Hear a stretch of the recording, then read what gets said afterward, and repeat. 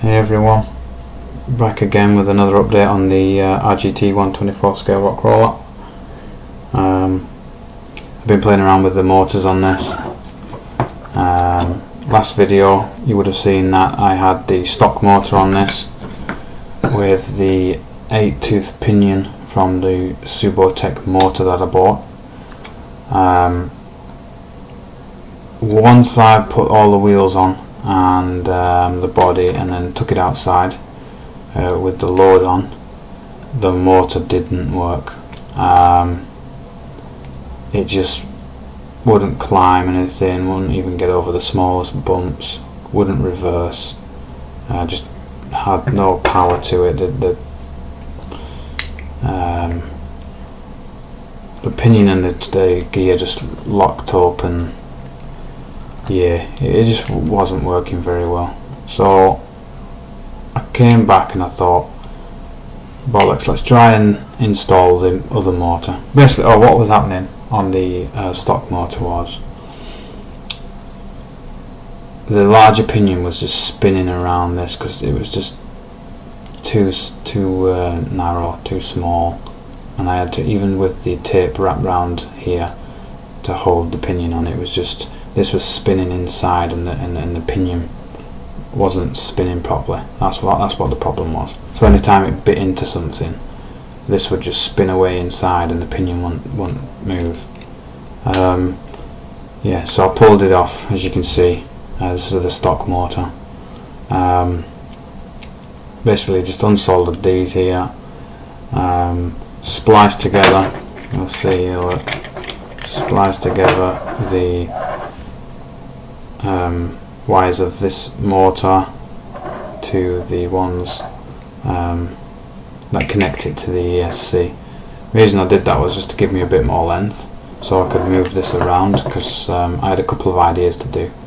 As you can see, I've ended up having to undo this from the body. That's brought its own troubles, but before I did this, I knew it wasn't going to fit underneath this as it was, so I decided to basically remove the skid plate, switch it round so it faced the other way, and then mount the gearbox and the motor the opposite way so the motor came to the front. That basically meant that when I was pressing forwards it was going backwards, and backwards it was going forwards, so that was a balls up. So I ended up putting it back to where it was in this position, but to get it to fit in I had to pull this off the body. Now what that meant was that these shock posts here all of a sudden had nothing to fix into, because they actually fix into the side of this plastic here, look, into these holes. And so what it meant was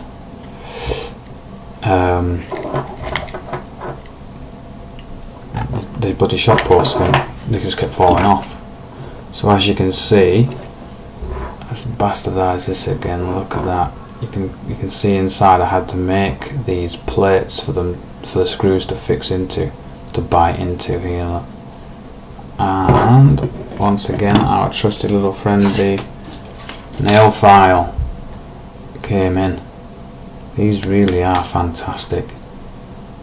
Just cut it up, pinpricked a couple of holes in just so that the screws could bite into it, and they've held perfectly, no issues at all, nice and fixed.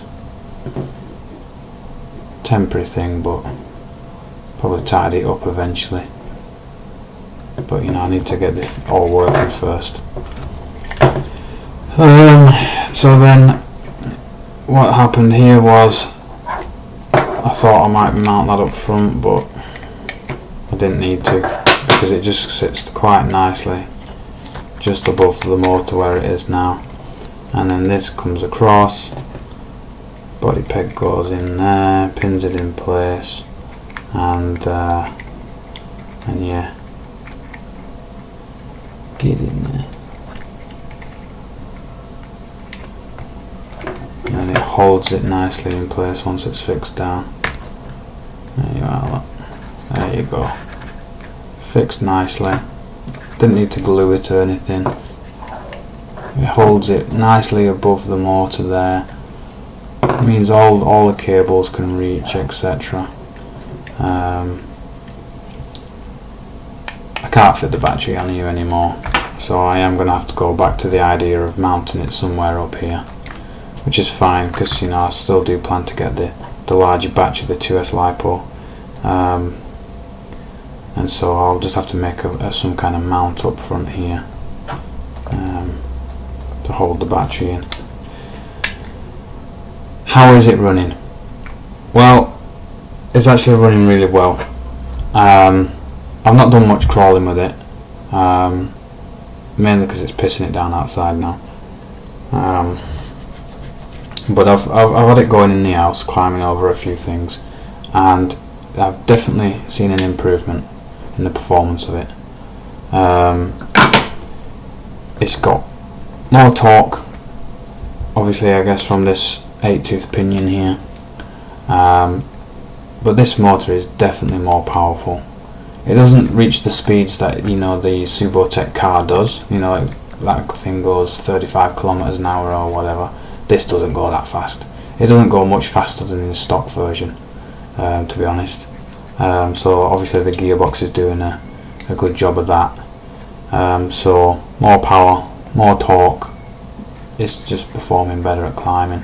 Really, I'm looking forward to getting it outside and doing the track I got set up in the garden, which the stock model struggles with, so we'll see how well this gets around it.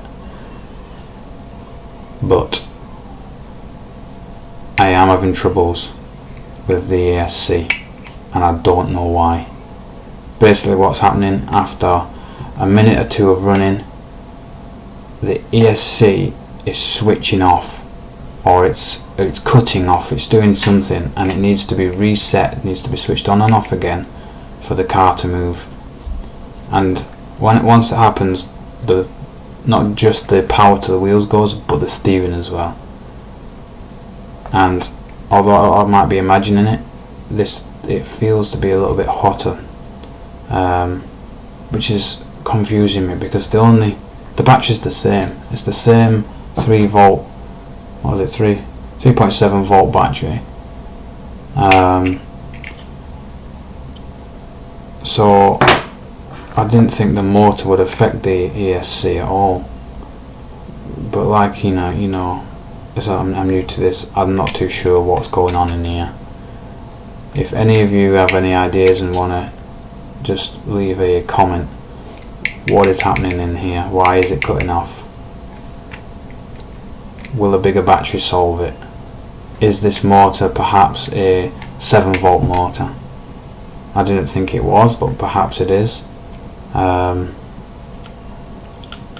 Does it require a bigger battery, and is this just switching off because it knows that the motor's not getting enough? I've no idea, so yeah, please help me on that one. Yeah, it's still noisy, I'm afraid. Let's see it running. I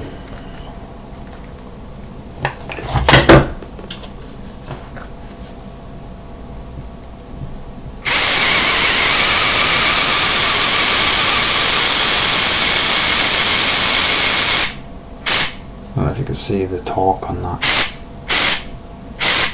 But what actually happened when I was testing this motor on its own, you'd hold the motor in your hand and it would kick out of your hand, it would twist with the power it's got, whereas the stock motor won't do that. So it's definitely got more power to it. But as you can see, it's not as fast as 35 kilometers. But it is nice and fast and backwards.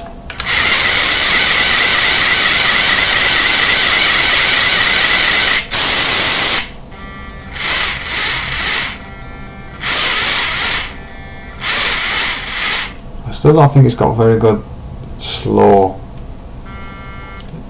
Still don't. You've got to pull it right back before it bites. It's a little bit annoying. But yeah, it goes.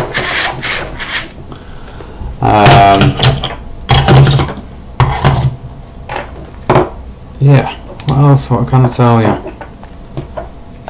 You can see I've exposed that. That's just because. Oh yeah, I wanted to show you. I did a lot of modding to get this pinion sitting in the right place. Basically, I did cut a big hole in the back plate of this gearbox to find the sweet spot where it was biting but not binding. Yeah, if you can see in there. Again, these things came into play. I ended up doing like a little fancy 2 slits in one of these. You can see where those marks are, so I cut up there and I cut up there, and then basically the pinion slot went through there, and then that one slid through the gear shaft. So, and then those 2 held it in place so that the pinion won't slide away. Worked really well actually. So that's what that is behind there. And then I basically had to tape the motor in place, just to again secure it, because as you can see there's no screws holding the motor in place. I couldn't get the screws to line up to hold it in place. That's why I had to go to all that trouble to get it even to stay there. But I'm pretty happy with it overall. So yeah, I think that's all I've got for you today, guys. And this video's getting on to 12 minutes now, so I'll wrap it up there. Cheers.